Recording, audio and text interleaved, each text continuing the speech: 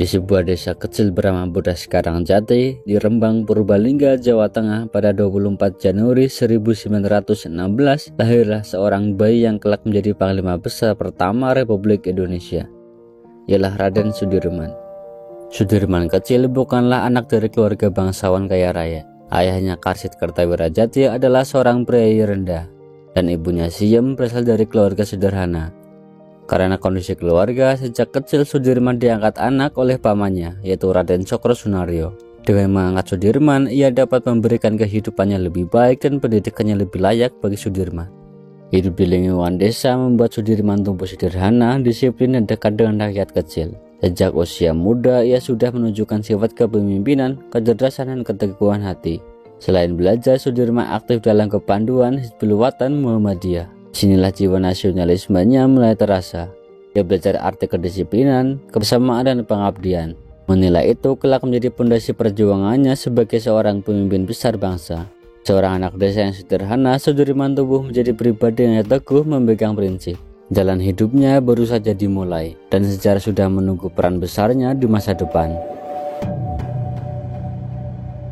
Tahun 1923, di usia 7 tahun, ia mulai bersekolah di HIS di Cilacap. Namun suasana diskriminasi di sekolah Belanda membuatnya kurang betah. Pada awal 1930-an, Sudirman pindah ke Taman Siswa di Cilacap, sebuah sekolah nasionalis yang menanamkan nilai kebebasan dan cinta tanah air.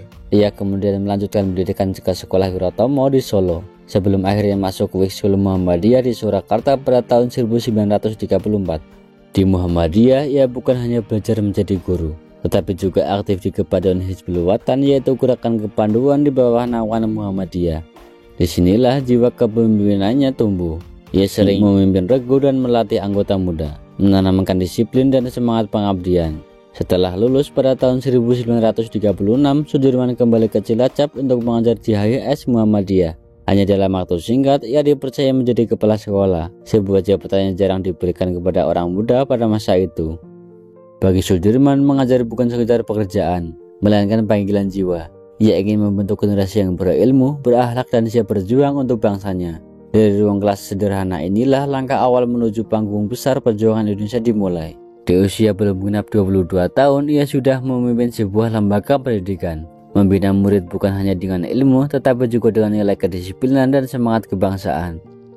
Memasuki masa pendudukan Jepang pada tahun 1942, kehidupan rakyat Indonesia berubah drastis. Pada tahun 1944, Jepang membentuk PETA atau Pembela Tanah Air, sebuah organisasi militer semi sukarela untuk melatih pribumi menjaga wilayah dari ancaman sekutu. Melihat situasi ini, Sudirman memutuskan bergabung. Dengan bekal kepemimpinan di dunia pendidikan, ia cepat menarik perhatian. Sudirman dilatih militer di Bogor, kemudian ditugaskan sebagai komandan batalion PETA di Banyumas. Tugasnya tidak hanya melatih pasukan, tetapi juga menjaga keamanan daerah, serta menanamkan moral perjuangan pada anak buahnya. Di PETA, Sudirman dikenal tegas namun dekat dengan prajurit. Ia berani mengambil keputusan sulit demi keselamatan pasukan. Pengalaman ini menjadi batu loncatan yang mengantarkan ke panggung besar revolusi kemerdekaan Indonesia.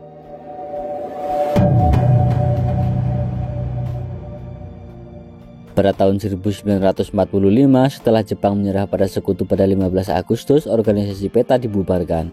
Namun semangat juang para anggotanya tetap menyala. Di tengah situasi genting menjelang proklamasi, Sudirman kembali ke Banyumas dan ikut mengamankan daerahnya. Setelah proklamasi kemerdekaan Indonesia pada 17 Agustus 1945, Sudirman segera bergabung dengan Badan Keamanan Rakyat atau BKR di Banyumas. Tidak lama kemudian, BKR berubah menjadi Tentara Keamanan Rakyat atau TKR pada bulan Oktober tahun 1945. TKR kemudian mengalami beberapa kali perubahan nama. Pada 7 Januari tahun 1946, TKR diubah menjadi Tentara Keselamatan Rakyat, dan pada tahun yang sama, namanya berubah lagi menjadi Tentara Republik Indonesia atau TRI. Pada tanggal 3 Juni tahun 1947, TRI kemudian diubah menjadi Tentara Nasional Indonesia atau TNI. Pengalaman dan kepemimpinannya membuat ia terpilih memimpin pasukan pertempuran Ambarawa pada bulan November sampai Desember tahun 1945. Dengan taktik brilian yang dikenal sebagai strategi supit orang, ia berhasil memukul mundur pasukan Sekutu dan Ika. Kemenangan ini membuat namanya semakin dikenal di seluruh Jawa. Melihat keberhasilannya, pada 12 November tahun 1945 dalam konferensi TKR di Yogyakarta, Sudirman yang saat itu baru berusia 29 tahun terpilih menjadi Panglima Besar TKR. Pelantikan resmi dilakukan oleh Presiden Soekarno pada 18 Desember tahun 1945. Dalam waktu kurang dari setahun sejak peta dibubarkan, Sudirman telah berubah dari komandan batalion lokal menjadi pemimpin tertinggi militer Republik Indonesia.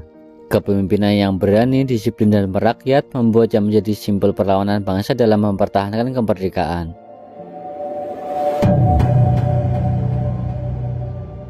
Setelah dilantik sebagai Panglima Besar TKR pada 18 Desember tahun 1945, Sudirman segera memimpin pasukan mempertahankan kemerdekaan dari ancaman Belanda yang kembali melalui Nika dan Sekutu.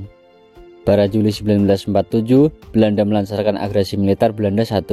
Sudirman mengarahkan taktik perang gerilya dan berhasil mempertahankan banyak wilayah strategis. Gencatan senjata pun terjadi pada Agustus 1947 melalui perjanjian Renville. Meskipun banyak pihak merasa kecewa karena Indonesia harus mundur dari beberapa daerah. Di awal tahun 1948, kondisi kesehatan Sudirman memburuk. Ia divonis menderita tuberkulosis paru-paru. Dokter menyarankan istirahat total, tetapi semangat juangnya tidak pernah padam.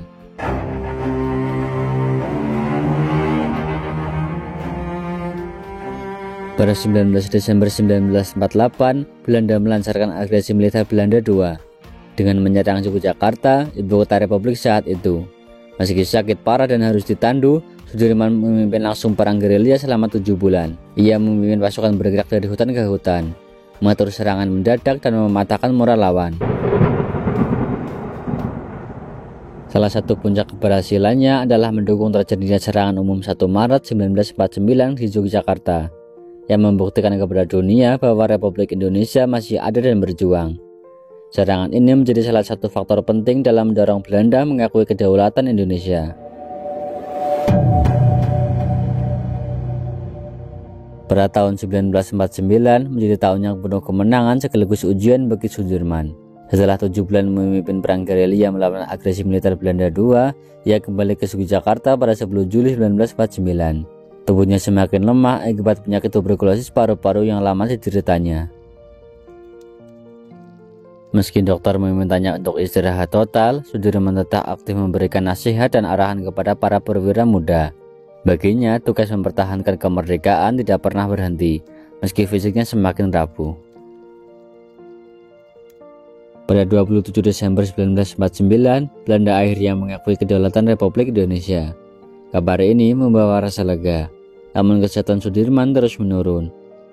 Pada awal Januari 1950, ia dirawat di Magelang, ditemani oleh keluarga dan rekan-rekan terdekat. Pada 29 Januari 1950, sekitar pukul 18.30, Jenderal Sudirman mengembuskan nafas terakhirnya di usia yang sangat muda, yaitu 34 tahun. Kepergiannya meninggalkan duka mendalam bagi seluruh rakyat Indonesia.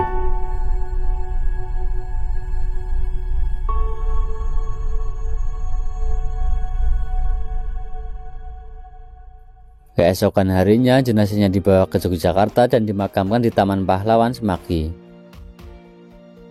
Dengan upacara militer penuh kehormatan, ribuan rakyat memadati jalan memberi penghormatan terakhir kepada sang Panglima.